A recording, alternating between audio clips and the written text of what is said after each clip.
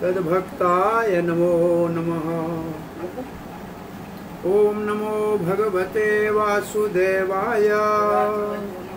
ओम नमो भगवते वासुदेवाय। ओम नमो भगवते वासुदेवाय। ओम नमो भगवते वासुदेवाय। ओम नमो भगवते वासुदेवाय।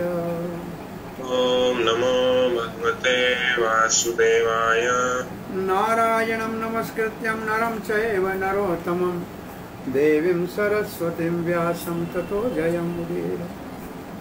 नष्टप्रायेषु भद्रेषु नित्यं भागवत सेवया भगवती उत्तमश्लोकिर्भक्तिर्भवती नैष्ठिकी।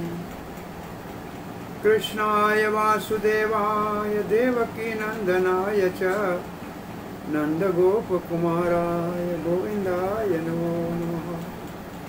जय श्री कृष्ण चैतन्य प्रभु नित्यानंद श्री अद्वैत गदाधर शिवासदि गौर भक्त वृंद। हरे कृष्णा कृष्णा कृष्णा हरे हरे, हरे राम राम राम हरे हरे। प्रिय पंचशील भक्तवृंद, दामोदर देश भक्तवृंद, सनातन देश भक्तवृंद और फेसबुक के भाग्यशाली भक्तों, भगवत श्रीमद् भागवत के वंदना और प्रार्थना के अंतर्गत 8वें स्कंद के 12वें अध्याय में भगवान महादेव, शंकर, भोलेनाथ, भगवान श्री विष्णु को उनके विलक्षण अति अद्भुत मोहिनी मूर्ति रूप दिखने की कामना से कैलाश से पार्वती को साथ लेकर और गणों के साथ पधारे हैं। कहाँ आए हैं भगवान के पास, ये तो ऐसा प्रसंग अभी प्रश्न उठ रहा है कि कहाँ आए। तो श्वेत द्वीप में भगवान विष्णु रहते हैं, वहाँ आए, तो फिर ऋषि कहाँ है जहाँ वो भागे। तो ये एक अपने आप में और प्रश्न है। तो भगवान विष्णु के पास आए हैं और प्रार्थना करके अपने मनोरथ को, जिस उद्देश्य से आए हैं, उसको आज प्रकट करेंगे। आज ये प्रसंग पूरा होगा। तो 10वें श्लोक से आगे बढ़ रहे हैं। श्रुता प्रिय माता जी ने दिए सो यहाँ से कथा को आगे बढ़ाएंगे। नाहं परायो ऋष्यो न मरीचि मुख्या जानन्ति यद्दा विरचितं खलु सत्वग्रा सर्गा यममायया मुषितचेतस ईश दैत्या मर्त्याद्यकिमुत शश्वत् अभद्रवृत्ताः। न अहम, मैं नहीं, शंकर जी कहते मैं नहीं, पर आयु, और दूसरा ब्रह्मा जी जिसकी आयु बहुत अधिक है, पर आयु। न मरीचि, और सप्तऋषियों में जो मरीचि मुख्य है वो जानन्ति, नहीं जानते हैं, हम नहीं जानते, कोई भी हम में से नहीं जानता है। यद विरचितम खलु सत्व सर्गाः, और हम सारे विश्व विशेष रूप से सतोगुण में स्थित हैं, और हमारी सृष्टि भी सात्विक है। यनमाय मुषित चेतस ईश दैत्या, तो जो दैत्य है, दिति के पुत्र है, और मर्त्या आद्य है, और मृत्यु लोक के मानव है, जो आपकी माया से सदा ही मोहित रहते हैं। मुषित चेतसा उत शश्वद अभद्रवृत्ता, और वो कैसे जानेंगे जो सदा ही रजो और तमोगुण के ही स्तर पे होते हैं, वो कैसे जान सकते हैं आपको। तो ये शंकर जी कहते हैं, मैं, हे मेरे नाथ, मैं जो महादेव के नाम से प्रसिद्ध हूँ, और ब्रह्मा जी जो बहुत समय तक जीते हैं, और बड़े बड़े महर्षि मरीचि आदि, वो जो जिनका प्रकट सत्व गुण में होता है, हम भी आपकी माया से मोहित हो जाते हैं और आपकी सृष्टि को जान नहीं पाते कि आप कैसे सृष्टि कर रहे हैं। तो हमारे अतिरिक्त दूसरे जो दानव है या मानव है, जिनका तो रजो और तमोगुण का प्रभाव है, वो कैसे आपको जान सकते हैं? मैं आपको नहीं जानता हूं। मरीचि मुख्य जो है ऋषियों में, वो ऋषि आपको नहीं जानते हैं। ब्रह्मा नहीं जानता। ब्रह्मा जो सतोगुण से उत्पन्न है, वो भी आपको नहीं जानता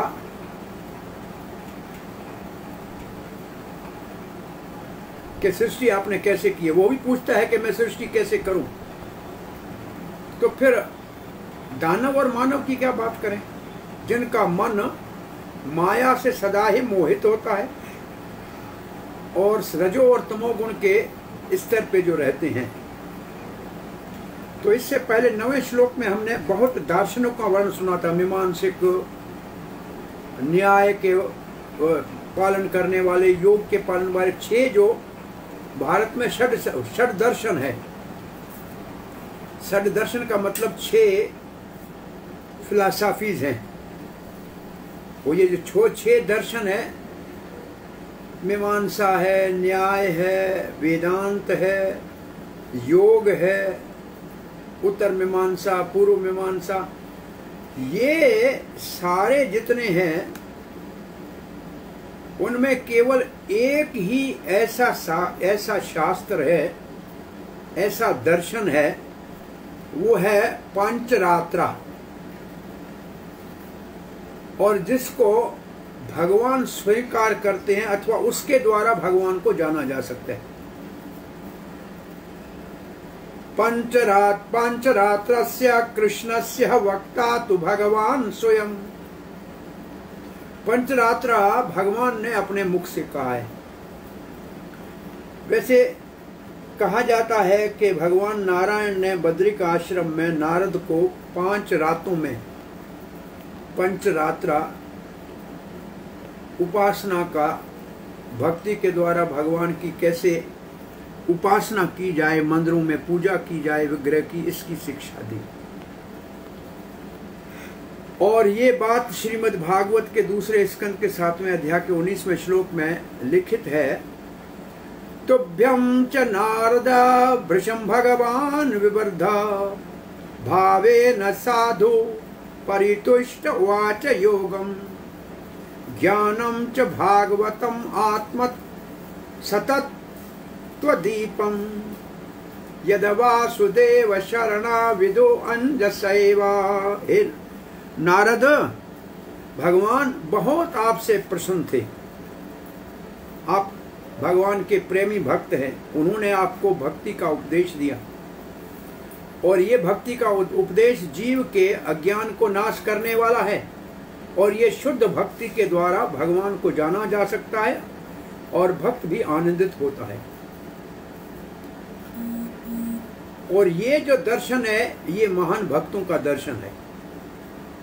और उनमें एक भगवान शंकर भी है, क्योंकि वो परम वैष्णव है। यही भगवान शंकर का दर्शन है। तभी तो वो कहते हैं पार्वती को, आराधनम सर्वेशम विष्णु आराधनम परम। सब पूजा से महान पूजा भगवान विष्णु की है। और उससे भी महान पूजा भगवान के भक्तों के, तदीयानाम समर्चनम।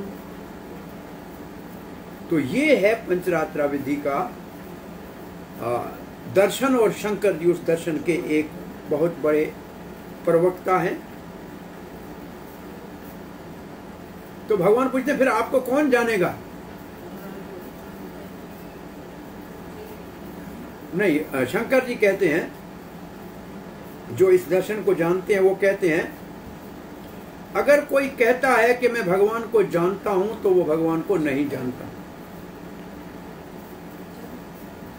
ये है भगवान शंकर का भाव इस श्लोक में। केवल मैं नहीं जानता हूं ये बात नहीं है, ब्रह्मा जी भी नहीं जानते हैं, जो 2 प्रारब्ध तक जीते हैं। 2 प्रारब्ध का मतलब 100 साल। और जो सतोगुण की सृष्टि, स्वयं सतोगुण है, सात्विक हैं, भगवान से उत्पन्न हुए हैं, आपके सृष्टि को वो भी नहीं जानते। तो फिर आपको जानने की क्या बात करें, कौन जान सकता है? जो बेचारे अभागे हैं, रजो और तमोगुण में सदा ही लोभ में और मोह में पड़े होते हैं, वो तो कभी आपको जान नहीं सकते। तो पहले जो दर्शनों का वर्णन किया है उससे तो आपको जाने जा ही नहीं सकता है। श्रील प्रभुपाद लिखते हैं, सत्य, अगर सत्य कहा जाए तो सतोगुण के व्यक्ति भी आपके परम पुरुष भगवान के वास्तविक तत्व को नहीं जान सकते। इसका एक सीधा अर्थ है कि सतोगुण प्रकृति का गुण है, और जो प्रकृति का गुण है उससे प्रकृति के से परे भगवान को कैसे जाना जा सकता है? नहीं जाना जा सकता। और ज्ञान सात्विक ही होता है। तो फिर जो राजसिक और तामसिक गुणों से प्रभावित दानव और मानव है वो भगवान को जान ही नहीं सकते, उसका तो प्रश्न ही नहीं उठता।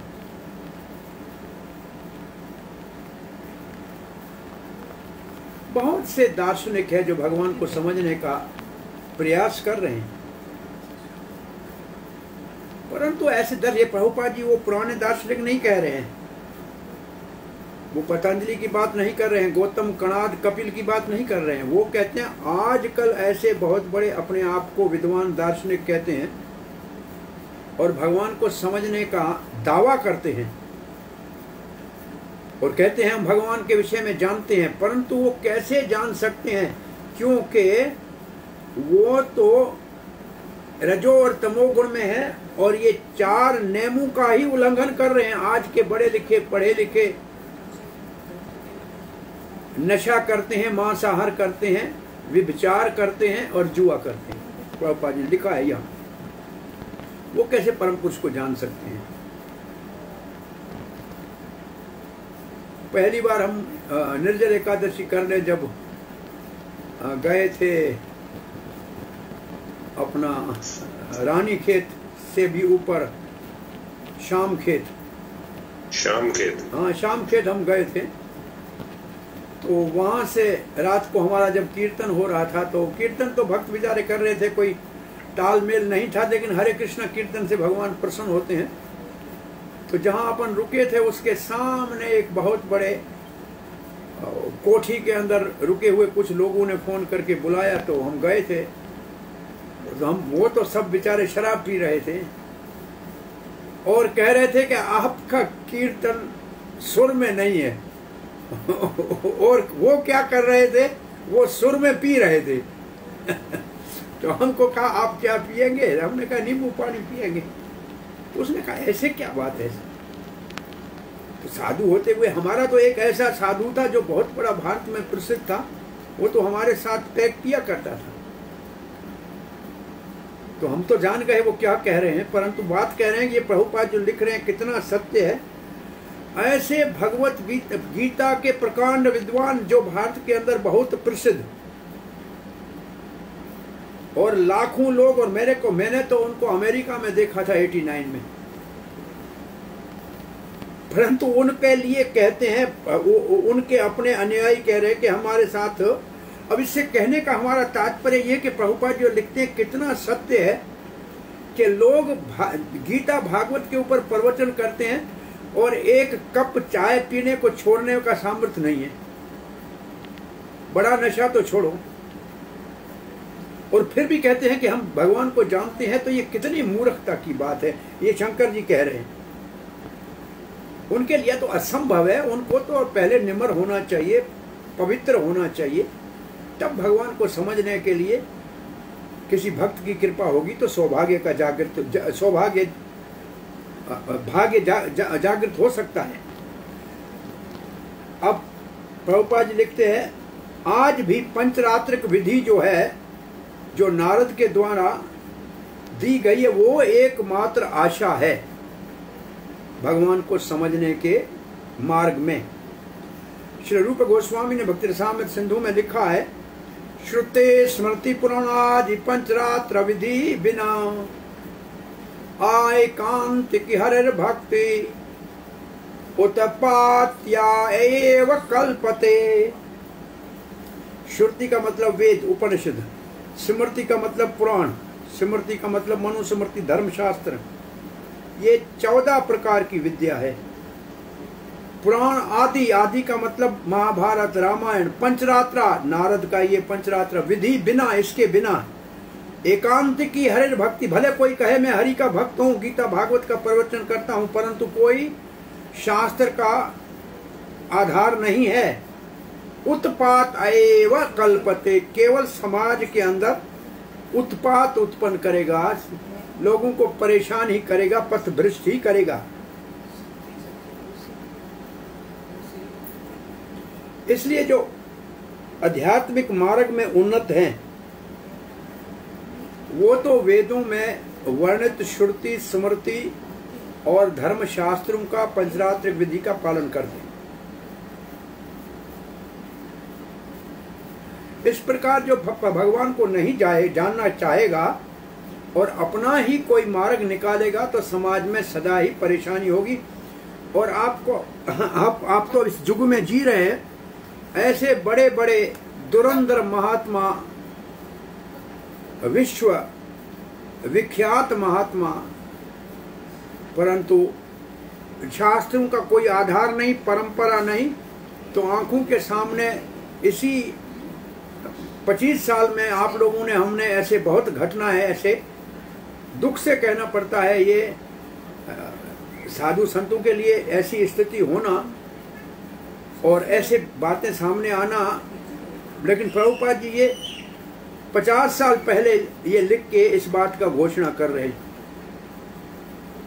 कि ऐसे समाज में उत्पाद पैदा करने वाले ऐसे लोगों का जब एक ऐसा महात्मा के नाम से प्रसिद्ध हो और जिसके लाखों की संख्या में अनुयायी हों और फिर उसके कुछ ऐसी बातें सामने आए जिसके कारण सबको लज्जित होना पड़े, तो ये तो समाज में उत्पाद हुआ कि नहीं हुआ। और प्रभुपाद जी लिख रहे हैं इस कलियुग में ऐसे बहुत से गुरु अपने आप को महान धार्मिक गुरु वर्ग में विख्यात करते हैं, परंतु न कोई आधार श्रुति का है, न स्मृति का है, न पुराण का है, न रामायण का है, न महाभारत का है, न पांचरात्र की विधि का है। और वो समाज के अंदर बहुत ही समस्याएं पैदा कर रहे हैं। और भगवान को जानने की बात तो दूर है, वो आपस में लड़ मर रहे हैं। परंतु जो पांचरात्र विधि का पालन करेगा और वास्तविक प्रमाणिक, प्रभुपाद जी एक शब्द लिखते हैं, देखो गुरु के लिए प्राप्त गुरु नहीं लिखते हैं, प्रमाणिक गुरु लिखते हैं। बोनाफाइड स्पिरिचुअल मास्टर प्रभुपाद लिखते हैं। तो हम सोच रहे थे बोनाफाइड का क्या अर्थ। बोनाफाइड का अर्थ के उसकी सारी शिक्षा श्रुति, स्मृति, पुराण आदि पंचरात्रा विधि के ऊपर आधारित हो और उनका संबंध गुरु परंपरा से हो और उनकी शिक्षाएं साधु समाज के अंदर सन्मान्य और मान्य हो, वो है प्रमाणिक गुरु। पूछो कि आप महाराज गुरुदेव हैं, आपके शिष्य, आपका शास्त्र कौन सा है? हम ही सब कुछ बोलते हैं वही शास्त्र है, वो तो ऐसे कहते हैं। और नहीं तो केवल अपने नाम का ही शास्त्र बना देते हैं। तो ये जो है ये बहुत बड़ी समाज के अंदर आध्यात्मिकता में मिलावट है। और दुख से कहना पड़ता है, घी में मिलावट को पकड़ा जाता है, तेल में मिलावट को पकड़ा जाता है, पेट्रोल में मिलावट को पकड़ा जाता है, नमक में मिलावट, हल्दी में मिलावट को पकड़ा जाता है। लेकिन इतना बहुत बड़ा आध्यात्मिक जन्म मरण के चक्कर से मुक्त करने वाले साधन में मिलावट करने वाले को कोई नहीं पकड़ रहा है। ये बहुत बड़ी दुर्घटना है,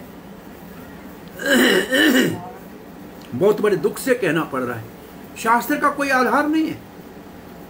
प्रभुपाद जी ने गीता के आरंभ में लिखा है, हमारी ये संस्था भगवत गीता यथारूप के ऊपर आधारित है। जो इतिहासक है, इतिहासक का मतलब हिस्टोरिकल है, जो अधिकारित है और जो भगवान के मुख से आई है और जो प्राकृतिक है, ब्रह्म विद्या है। 14 विद्याओं में ब्रह्म विद्या है, आत्म विद्या है। आधार तो होना चाहिए शास्त्र का, परंपरा होनी चाहिए।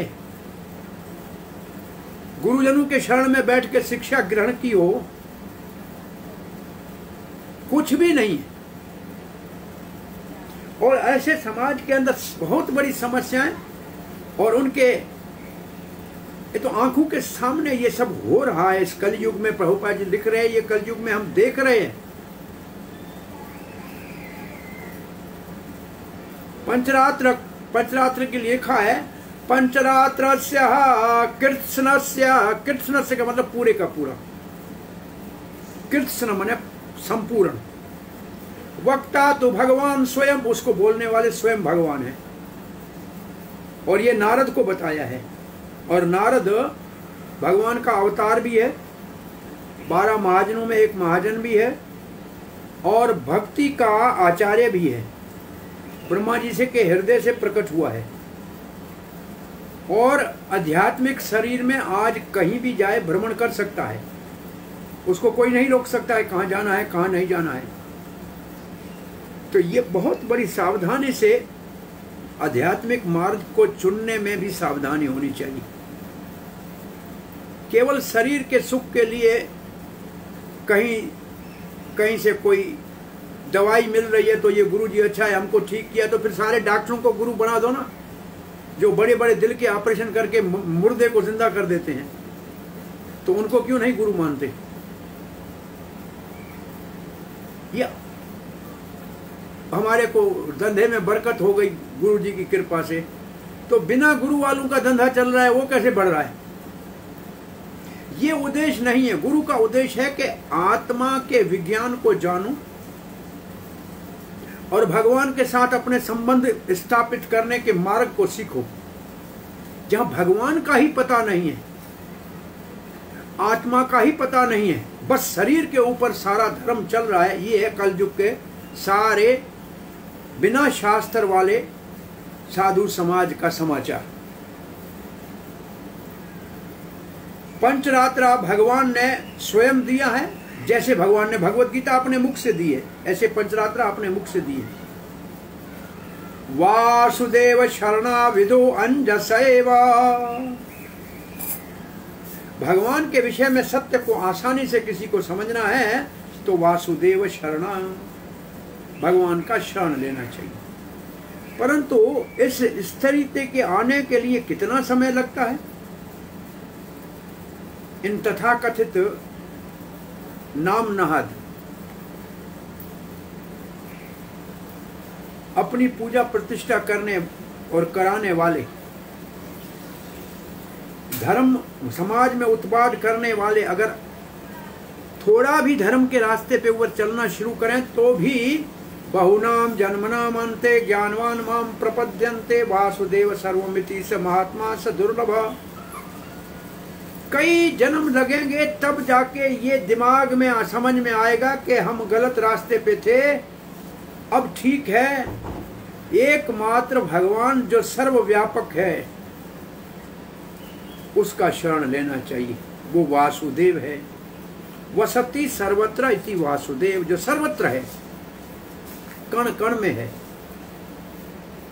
और आगे श्री प्रभुपाद जी लिखते हैं, परम सत्य को समझेंगे। फिर एक भागवत का श्लोक उद्धृत कर रहे हैं, वासुदेव भगवती भक्ति योग प्रयोजितः जन्यत्यासु वैराग्यम ज्ञानम च यद अहेतुकम।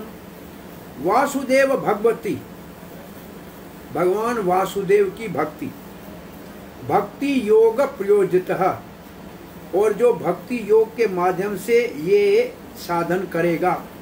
जनयत, वो प्रकट करेगी, जन्म देगी। आशु, तत्काल, जल्दी, अभी का अभी। वैराग्यम, वैराग को। वैराग का मतलब दो अर्थ वैराग के है। एक वैराग का अर्थ है ये संसार क्षण भंगर है, इसमें हमारे को कोई सुख न मिलना है, न मिलेगा, न मिलने वाला है। परंतु ये संसार है भगवान का, इसको भगवान की सेवा में लगाएं। हमारे भोग के लिए नहीं है। जिसने बनाई दुनिया, ये दुनिया उसकी सेवा में लगाने के लिए है। और विशेष राग का मतलब जिसको भगवान से प्रेम होगा वही ऐसे सोचेगा। झूठा वैराग के हम किसी चीज को, धन को हाथ नहीं लगाते, ये झूठा वैराग है। धन किसका है? लक्ष्मी है, तो लक्ष्मी भगवान की सेवा में लगाओ ना। छोड़ क्यों देते हो? प्रभुपाद जी उदाहरण देते हैं, 100 आपको 5,000 रुपये का नोट तो है नहीं यार, 2,000 रुपये का नोट कहीं गिरा हुआ मिले, एक व्यक्ति कहता है मैं तो पता नहीं किसका हाथ नहीं लगाऊंगा, मेरा कुछ नहीं है, मैं ईमानदार हूं। अच्छा है, बहुत अच्छा। दूसरा उठा के जेब में रखे, जाके खाए पिए मौज करे। और तीसरा उठाए कहे कि ये लक्ष्मी है, ये भगवान की सेवा में लगनी चाहिए, इसका असली मालिक भगवान है, और जाके कहीं भगवान की सेवा में लगे। तो जो इसको त्याग के जाएगा वो ज्ञानी है, वो संसार में कुछ नहीं चाहिए उसको। जो इसको उठा के मौज करेगा वो कर्मी है, परंतु जो इसको उठा के भगवान की सेवा में लगाएगा वो भक्त है। तीनों की दृष्टि अलग है। ऐसी भगवान की भक्ति कोई करेगा तो जल्दी उसके अंदर वैराग उत्पन्न होगा और ज्ञान प्राप्त होगा। तब ज्ञान ये प्राप्त होगा कि हम भगवान के सेवक हैं, भगवान हमारा स्वामी है, ये जगत भगवान का है और भगवान की सेवा में लगाना है। और फिर आगे भगवत गीता का ये पूर्णाहुति का उपदेश, सर्वधर्मान परित्यज मामेकं शरणं व्रज। सारे तथा कथित संसारी नीति धर्म, जाति धर्म, ये धर्म वो धर्म सब त्यागो, एक धर्म पकड़ो। धर्म है ही एक, भगवान के प्रेम को प्रकट करने के लिए भगवान के चरणों का शरण ले लो। और भगवान को जानना है तो एक ही रास्ता है। भगवान कहते हैं भक्त्या माम अभिजानाति यावान चास्मी तत्वतः। एकमात्र भक्ति के माध्यम से मुझे जाना जा सकता है, तत्व से। और मेरी लीलाओं को, मेरे नाम को, मेरे रूप को, मेरे गुण को अनुभव करके समझा जा सकता है। जब शंकर जैसे महादेव कहते हैं, ब्रह्मा जैसे चतुर्मुख वेद आचार्य जिसको साक्षात भगवान ने वेदों का ज्ञान दिया है, वो कहते हैं हमारे को भगवान को समझना इतना सरल नहीं है, तो दूसरे को क्या बात करें। इसलिए भक्ति एकमात्र मार्ग है जिससे भगवान को जाना जा सकता है। और ये भगवत गीता का श्लोक है, मया आसक्त मना पार्थ योगम युञ्जम मदाश्रय असंख्यम समग्रम मम यथा ज्ञासी तत्क्षणो। मुझ में आसक्त हो जाओ। दुनिया कहती है गीता त्याग का शास्त्र है, गीता अनासक्ति का शास्त्र है, गीता आसक्ति का शास्त्र है। देखो क्या लिखा है, भगवान कहते हैं मुझ में आसक्त मन को कर दो, योग का मार्ग से मेरा शरण ले लो, निस्संदेह मेरे विषय में सब कुछ जान जाओगे।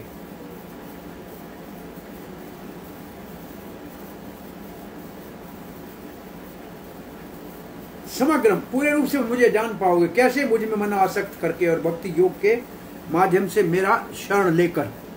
अब 11वां श्लोक पढ़ने जा रहे हैं। सत्वं समित्तम अध स्थिति जन्म नाशम भूते हितम च जगतो भवबंध मोक्षो वायोर्यथा विशतिखं च चराचराख्यम सर्वं तद आत्मकतया वगमो अवरुंसते। सत्वं समिहितम अधः स्थिति जन्म नाशम। सत्वम आप भगवान, वही आप भगवान हो, वो समिहित हो, जो आपकी सृष्टि में जो आपकी सृष्टि है, वो सृष्टि है उसमें आप समाहित हो। और अध का अर्थ है ये जो सृष्टि है भौतिक, इसमें आप समाये हुए हो और आप जानते हो स्थिति जन्म नाशम, इस सृष्टि कब हुई, कब तक चलेगी, कब नाश होगी, इसके विषय में केवल आप ही जानते हो। जीवों के विषय में हितम, जीवों के विषय में वो कौन अच्छा काम करके भगवान जानते हैं कि स्वर्ग में जाएगा, कौन नरक में जाएगा, कौन मेरे पास आएगा, कौन कौन सी जूनी में जाएगा, ये भगवान आप जानते हो और कोई नहीं जानते, क्योंकि फलदाता तो आप हो, तो और कोई तो फलदाता है नहीं। ये हित अहित जीवों का क्या है ये भी आप जानते हो। ये जगत जो है भव बंध मोक्ष, जगत में कौन बंधन में पड़ेगा अपने कर्मों से, कौन मुक्त होगा, ये भी आप जानते हो, क्योंकि मुक्तिदाता आप ही हो, आपका नाम मुकुंद है। अब उदाहरण देते हैं, कैसे जानते हैं भगवान, तो उदाहरण दे रहे हैं। जैसे वायु है वो आकाश, सारे में सब जगह आकाश में है और सबके शरीर में भी है, तो जो जहां है वहां वायु है, ऐसा कोई स्थान नहीं है जहां वायु नहीं पहुंचती। सूर्य का प्रकाश और वायु जैसे सब जगह पहुंचता है, ऐसे भगवान सब जगह है, इसलिए सब कुछ जानते हैं। इसलिए आपको सब ज्ञात है। मेरे नाथ, हे मेरे भगवान, आप ज्ञान स्वरूप हैं,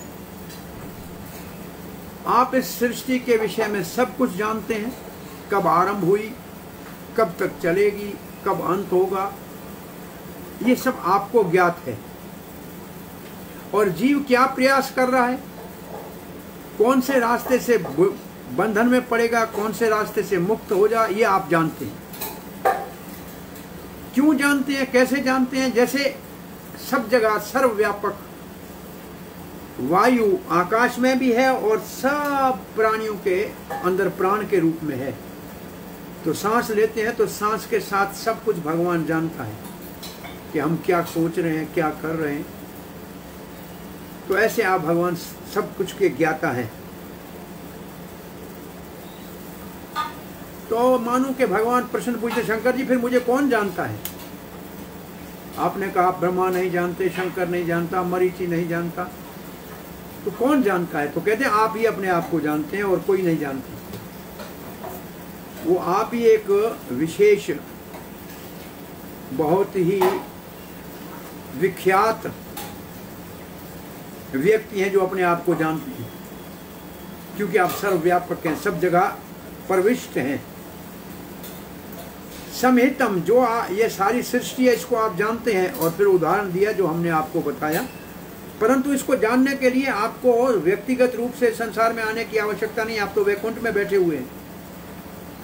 परंतु फिर भी आप सर्वत्र चर अचर जगत में समाये हुए हैं।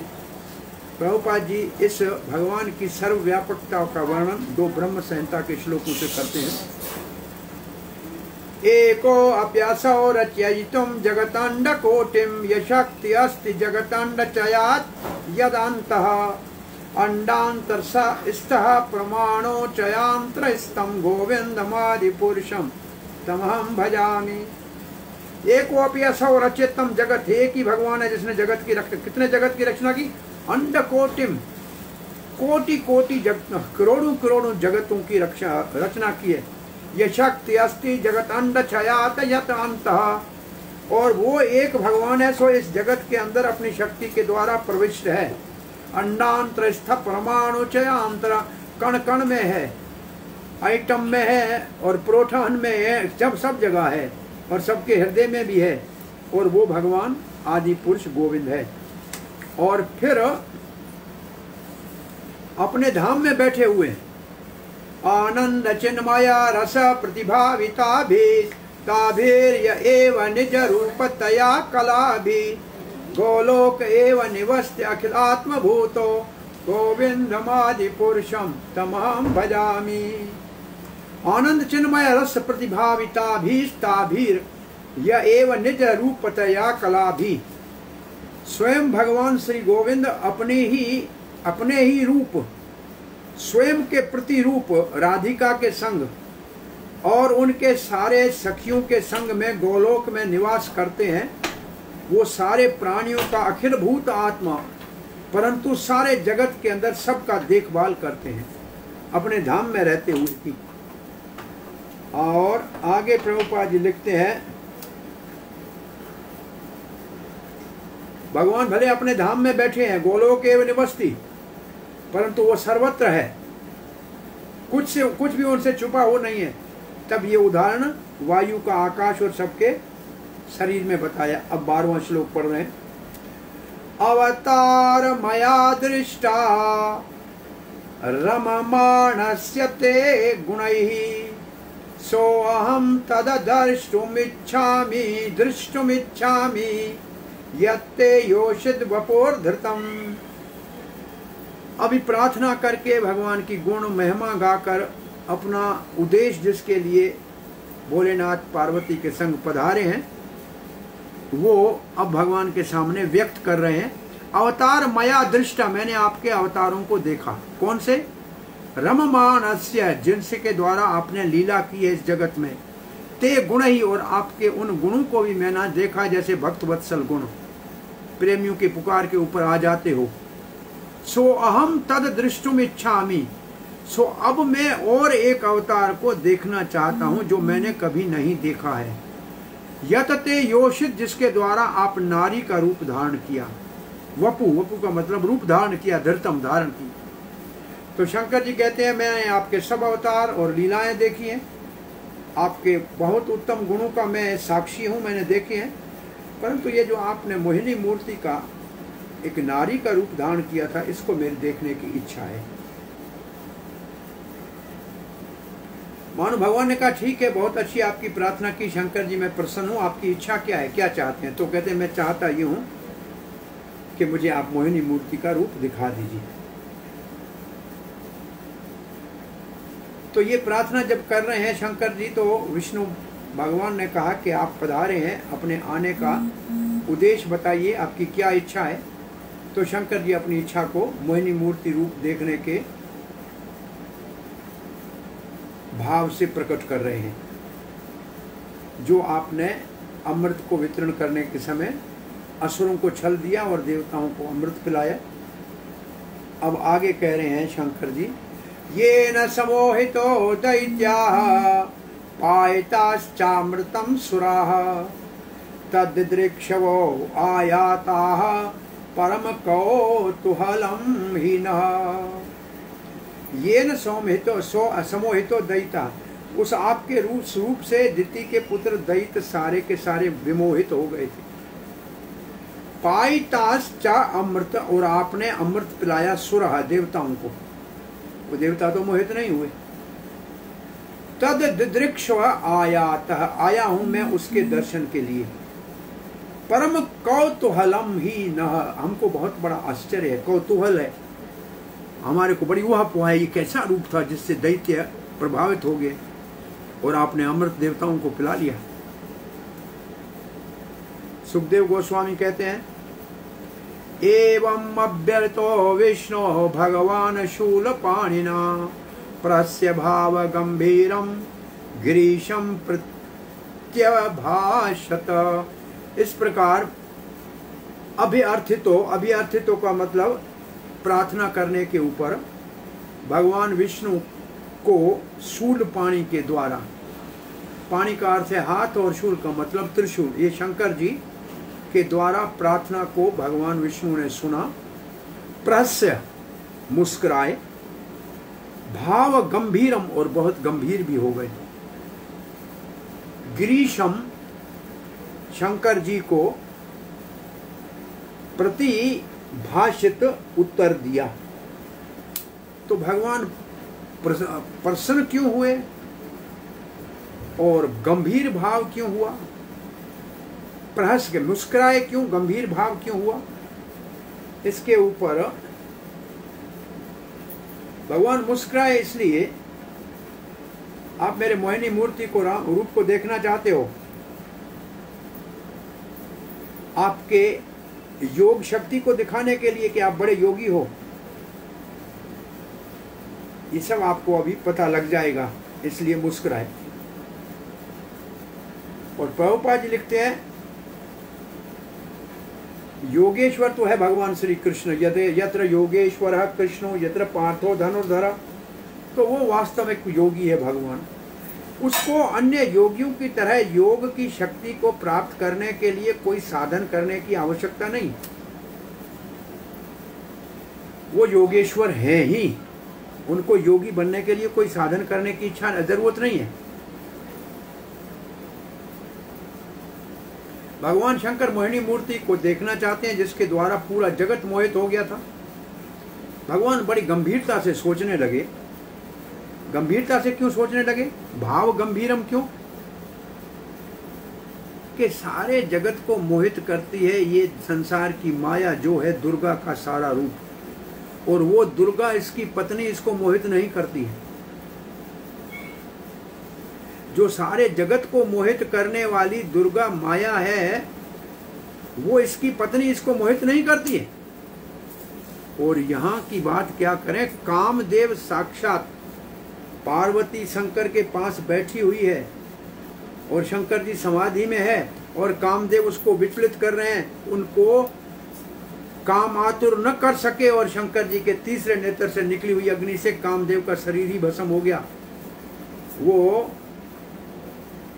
बिना शरीर के हो गए, अनंग हो गए, अनंग, कोई अंग नहीं रहा। वास्तव में कामदेव तो श्री कृष्ण है। जब तक हमको अपने अंगों का विचार है तब तक हम भगवान को अनंग को नहीं समझ सकते। प्रभुपाद जी कह, इसलिए गंभीर विचार से भगवान शंकर सोचने लगे कि मेरे विष्णु के नारी के रूप को देखना चाहते हैं तो ऐसा होना चाहिए जो शंकर जी उससे प्रभावित हों। इसलिए गंभीर थे और मुस्कुरा भी रहे थे। अब भगवान क्या कह रहे हैं?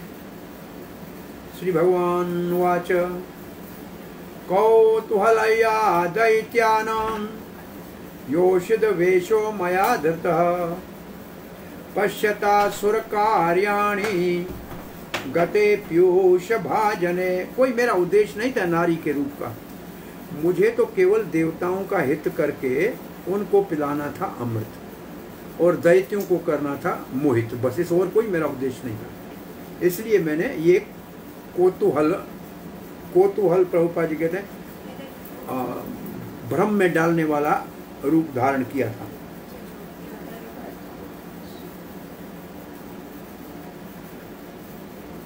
ये इतना बड़ा कोई महत्वपूर्ण नहीं है, केवल देवता ही, केवल दैत्य ही विमोहित हुए थे, देवता नहीं हुए थे। आप इससे कैसे विमोहित हो सकते हो? तो आप तो योगी राज हो। उदाहरण देते हैं,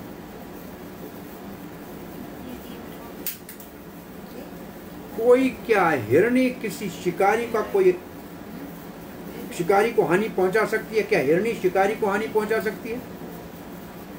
क्या समंदर मगरमच्छ को हानि पहुंचा सकता है? नहीं। ऐसे ये मोहिनी रूपी आपका, मोहिनी मूर्ति आपका क्या बिगाड़ेगा? आप तो योगी राज हो। ये तो असुर ही केवल विमोहित हुए थे, देवता ही नहीं हुए थे। क्यों? तो वो तो सत्वगुण में थे। तो आपने, जैसे शंकर जी का भाव है, फिर इतना आपने ये छल का रूप धारण किया क्यों? तो भगवान कहते हैं मैंने देखा कि देवताओं का हित किसमें है, इसी उद्देश्य से मैंने ये रूप धारण किया था। ये शंकर जी कह रहे हैं कि ऐसे क्या स्त्री के रूप धारण करने की जरूरत थी?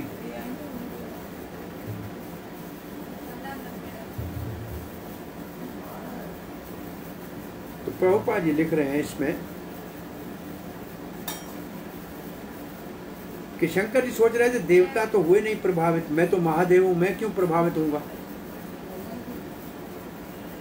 और ये सोचकर मैंने तो कामदेव को भी भस्म कर दिया। इसलिए भगवान विष्णु बहुत गंभीरता से सावधान होकर सोच रहे हैं कि शंकर जी को कैसे विमोहित किया जाए। इसलिए मुस्कुरा भी रहे थे और गंभीर भी थे। गंभीर थे कि कैसा मैं कैसा रूप करूं कि ये विमोहित हो जाए, मुस्कुरा रहे कि ये इतना बड़ा योगी राज, ये नटराज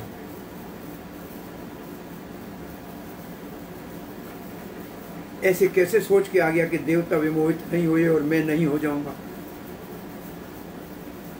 इसलिए कैसा रूप धारण करूं कि शंकर जी विमोहित हो जाए। तत्यहं दर्शयामि दिदृक्षो सुरसत्तमः कामिनां बहु मंतव्यं संकल्प प्रभव उदयम्। तत्यहं दर्शयामि, अभी मैं आपको दिखाने जा रहा हूं शंकर जी। देखो सुरसत्तम, सुरसताम, सुर मतलब देवता, सताम मतलब श्रेष्ठ। सुरसत, सुरसतर, सुरसतम, सर्वश्रेष्ठ देव महादेव देखो। कामीनाम बहु मंतव्यम, जिसके अंदर कामना होती है इसको आकर्षित करता है।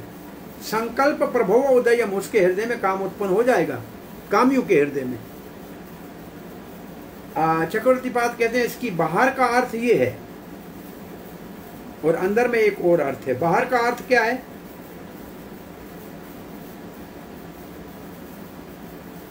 कोई बात नहीं, आपके आने के कारण कोई यहाँ व्यर्थ नहीं जाने दिया जाएगा। क्यों, आप मेरा मोहिनी मूर्त देखने के लिए आए हैं तो मैं उसको दिखा ही रहा हूं। अब आप इसके लिए ज्यादा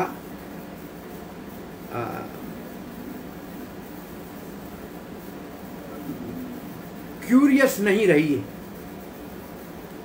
आपको जो अंदर ऊहा पुहा हो रही है कि कैसा होगा क्या होगा, उसकी चिंता मत करो। ये कामना उत्पन्न करता है, संकल्प प्रभुवक उदयम, ये कामना उत्पन्न जरूर करेगा। और इसी को केवल कामी पुरुष ही पसंद करते हैं। आप में ये कामना उत्पन्न नहीं कर सकता, क्योंकि आप तो काम के ही शत्रु हैं। आपको ने तो काम को ही भस्म कर दिया। ये है बाहर का अर्थ। आपकी इच्छा है तो देखो, परंतु अंदर का अर्थ क्या है? ये आपकी जो इच्छा है ना शंकर जी, जो कामदेव के ऊपर विजय प्राप्त करके आए हैं ना और बड़े योगी हैं ना, ये आपको विमोहित करके काम के भंवर के अंदर गिरा देगी। तब मेरा दोष नहीं कहना, क्योंकि ये रूप आपको काम के भंवर में, जैसे पानी में भंवर होता है ना, ऐसे जहाँ चक्रवात की तरफ पानी में भ्रम होता है और जो उधर जाता है वो नीचे ही चला जाता है, ऐसे ये ऐसा रूप है जो आपको काम के समुद्र के भ्रम के अंदर नीचे ले जाएगा, पाताल में। मेरे को इसका आप फिर दोष मत देना।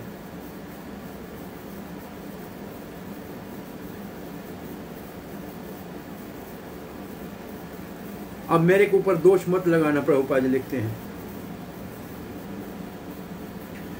और फिर कामी कौन होते हैं? बोला सामान्य भौतिकवादी, कृष्ण भावना भावित ऐसे कामी नहीं होते हैं और मोहित नहीं होते हैं, परंतु फिर भी भगवान की इच्छा हो तो महादेव जैसे काम विजयी को भी मोहित कर दें। तो ये भगवान की इच्छा है और ये भगवान शंकर की एक परीक्षा है कि वो मोहित होते हैं कि नहीं होते हैं। और अब सुखदेव गोस्वामी कहते हैं इसके बाद मोहिनी मूर्ति रूप दिखाया और फिर शंकर जी मोहित हुए। तो यहाँ आज की कथा को विराम देते हैं। ये हमारा प्रसंग पूरा हुआ। अब आगे का क्या प्रसंग है इसका समाचार आप दीजिएगा, और कोई प्रश्न जिज्ञासा है तो पूछिए। हरे कृष्ण।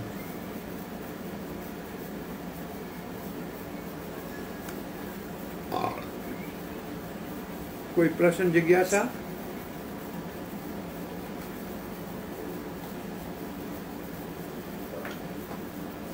श्रील प्रभुपाद की जय, गौर भक्त वृंद की जय।